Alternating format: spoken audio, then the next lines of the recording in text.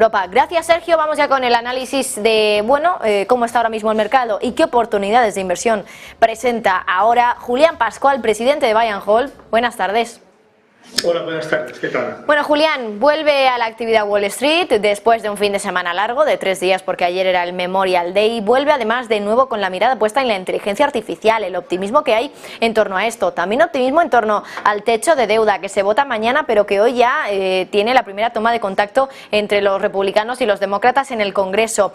¿Cómo estás viendo el mercado últimamente ahora mismo, Julián? Que parece que de nuevo vuelve pues ese optimismo que había, por ejemplo, en 2021 en torno a la renta variable.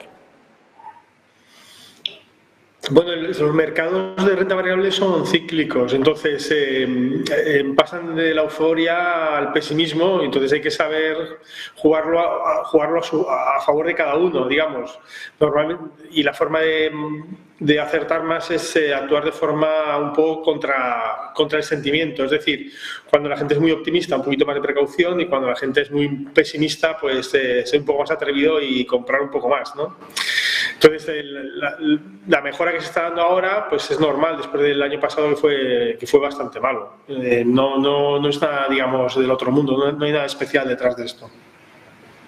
Una de las preguntas que me hago, ¿no? Las reflexiones que nos hacemos aquí en Negocios Televisión es, por ejemplo, teniendo en cuenta que se ha suspendido ese techo de deuda, veremos si se aprueba o no en el Congreso, pero que la idea es suspenderlo, poder emitir toda la deuda que quiera, en teoría, Estados Unidos hasta el 1 de enero de 2025. Claro, teniendo en cuenta ahora, Julián, que la renta variable ya no va a estar detrás, la Reserva Federal ya no va a estar detrás con esas compras de bonos y que por lo tanto Estados Unidos tiene que colocar muchísimo papel sin que la Reserva Federal esté ahí.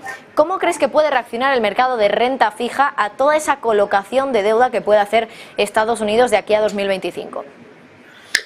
A ver, lo que está claro es que, por lo que acabas de decir y también por el hecho de que digamos, los países occidentales nos hemos pegado un gran susto con la inflación, que era una cosa que pensamos que no existía, y en los últimos 2 años pues ha habido una inflación, en 2 años ha habido más inflación que en los últimos 10 o 15 años acumulada. Entonces, esto hace, los tipos de interés han subido y hace que los tipos de interés van a estar altos a partir de ahora. Yo creo que no van a volver, es difícil, nosotros no vemos que vayan a volver a los niveles anteriores en que eran cero o negativo. Si recordamos, durante el COVID y antes del COVID, muchos bonos, sobre todo deuda pública alemana, deuda pública de gran calidad y también deuda privada de gran calidad, daban rentabilidades negativas. Es decir, que si comprabas la deuda, perdías dinero al final, a vencimiento, con seguridad. Pero a pesar de todo la gente seguía comprando porque no sabía qué hacer con el dinero, básicamente. Había un exceso de liquidez. Entonces eso ya que no va a pasar. No queremos que los tipos de interés vuelvan a esos niveles. Pienso que después de este susto los bancos centrales yo creo que han aprendido un poco la lección, que no se pueden bajar los tipos de interés tantísimo, porque si no pasan luego estos sustos, de repente se nos dispara la inflación. Entonces hay que ser un poco más prudentes, y la deuda pública pues efectivamente va a costar más colocarla, va a costar a tipos de interés más altos y va a tener un efecto cadena, lo que en la jerga anglosajona se llama crowding out, es decir, al final el apetito por la deuda es el que hay. Si se coloca mucha deuda pública, pues la deuda privada se encarece. Entonces eso efectivamente va a pasar. Eso que es así, ¿qué significa para el futuro, digamos, para la deuda actual, para el precio de los bonos hoy día? ¿Significa que van a caer más los precios de los bonos? Eso es otra cosa, eso no está nada claro, porque ahora mismo hay mucha deuda con rentabilidades muy altas. Entonces, en cierto modo puede estar ya descontado. No significa, digamos, que va a haber más emisiones de deuda y que la deuda no va a bajar a niveles de cero o negativo como estaba antes. Que a partir de ahora lo normal es que se pague algo por emitir deuda. No significa que las perspectivas sean malas para la deuda, porque ahora mismo la mayor parte de la deuda está con rentabilidades muy altas en general. Desde luego, deuda privada, desde luego.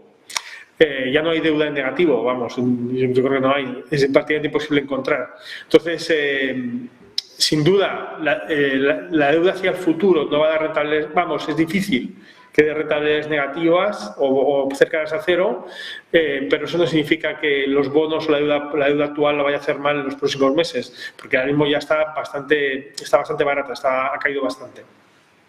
Julián, ahora, ¿dónde están las oportunidades de inversión en el mercado? ¿En el mercado de renta variable, renta fija? ¿En qué sectores? ¿En qué compañías? ¿En qué países? A pesar de digamos, del buen comportamiento de la renta variable este año, que tampoco es que no es nada del otro mundo, que la bolsa americana, yo todavía no, el Standard & Poor's, pues no sé qué rentabilidad tiene, no lo he mirado recientemente, pero no llegará, está en 7, 8, 5, 6, 7% en lo que va de año. Comparado con el año pasado, que fue una caída del 18, es decir, que a pesar de que ha habido una pequeña mejora, tampoco es que sea nada espectacular. En general, nosotros somos bastante optimistas con el mercado, tanto con la renta variable como con la renta fija. Pensamos que lo normal es que los tipos de interés tiendan a normalizarse desde los niveles actuales, como he comentado antes. Actualmente, digamos, la deuda está bastante barata y da rentabilidades muy altas, con lo cual esta normalización de los tipos de interés, aunque no bajen a cero, como he comentado, pero aunque hay una cierta normalización, la renta fija en principio, y pensamos que lo va a hacer bien, sobre todo la renta fija privada. Y respecto a la renta variable, las grandes oportunidades claramente están en los valores de pequeña capitalización. Los valores de gran capitalización, sobre todo los americanos, sobre todo los relacionados con tecnología, este año lo han hecho muy bien, pero hay una diferencia tremenda entre los valores de gran capitalización y los de pequeña capitalización. Los valores de pequeña capitalización hoy día cotizan a multiplicadores semejantes a los de la crisis del 2008-2009. Entonces, ya sabemos lo que pasó después de ese momento. En los años siguientes, la bolsa subió muchísimo. Entonces, ahora mismo las grandes oportunidades, sin duda, están en los valores de pequeña capitalización. Valores buenos, de calidad, de pequeña capitalización, son grandes oportunidades ahora mismo. Julián Pascual, presidente de Buy and Hold, muchísimas gracias. Que pases muy buena tarde. Muchísimas gracias a vosotros.